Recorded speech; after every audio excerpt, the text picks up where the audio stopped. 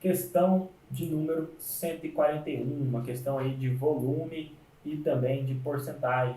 Quase nada de volume, né? Mas principalmente de porcentagem. Questãozinha interessante que não é difícil. Olha só, um processo de aeração, que consiste na introdução de ar no líquido, acontece do seguinte modo: uma bomba B retira o líquido de um tanque T1 e o faz passar pelo aerador A1, que aumenta o volume do líquido em 15%, e em seguida pelo aerador A2, ganhando novo aumento de volume de 10%. Então a gente está tendo aqui aumentos sucessivos, né? Primeiro ele aumenta 15% e depois ele aumenta 10%. Ao final ele fica armazenado no tanque T2 de acordo com a figura. Então tem lá um líquido lá no T1, ele passa pela bomba, depois passa pelo aerador 1, aumenta 15% do seu volume, depois passa no aerador A2, aumenta mais 10% do seu volume e enfim cai no tanque T2.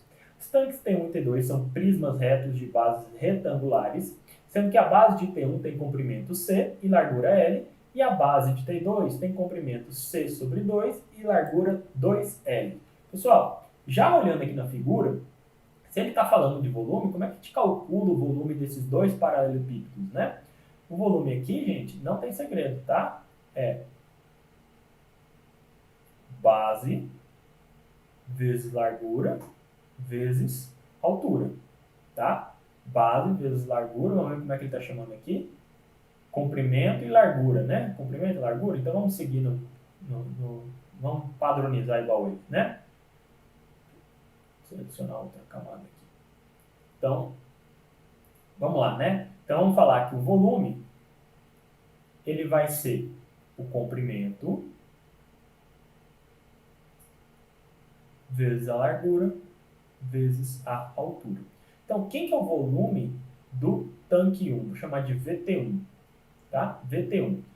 Ele falou que a base de T1 tem comprimento C, então já dá o Czinho aí, né? Vezes largura L.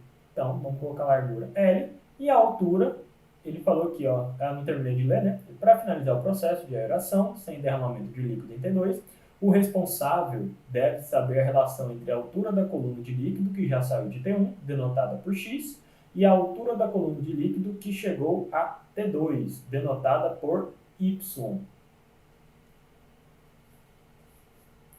Vamos lá. O responsável deve saber a relação entre a altura da coluna de líquido que já saiu de T1, certo? Então, ó, vamos supor que esteja aqui. Então, ele está falando dessa altura aqui, ó, que já saiu, é a altura X. É o quanto de líquido que saiu daqui e que entrou aqui, tá certo? Esse aqui é um detalhe importante, tá? Porque se ele fosse relacionar a altura de T1, ia dar complicação nessa questão, tá? Isso aqui é só para garantir que isso daqui, ó, esse volume aqui que saiu daqui é o que está caindo aqui no T2, certo? Como é que a gente calcula então? Ó? Eu chamei de volume de T1, mas na verdade esse volume aqui que já saiu, né? Ele falou que a altura é X. Então, o volume do que já saiu, e que eu chamei de VT1, que na verdade não é VT1, é V do que já saiu aqui, tá?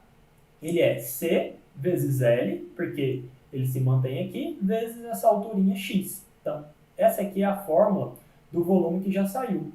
E qual é a fórmula do volume que está chegando lá em T2? Né? Então, vou colocar aqui VT2, mas com a mesma observação de que não é precisamente o volume de T2 inteiro que eu estou calculando. Estou calculando só o volume do líquido, né, que está caindo aqui no T2. Tanto é que ele falou que a altura da coluna de líquido que chegou a T2 é denotada por Y. Tá? Então, o que acontece com o T2? O T2, o comprimento dele é de C sobre 2.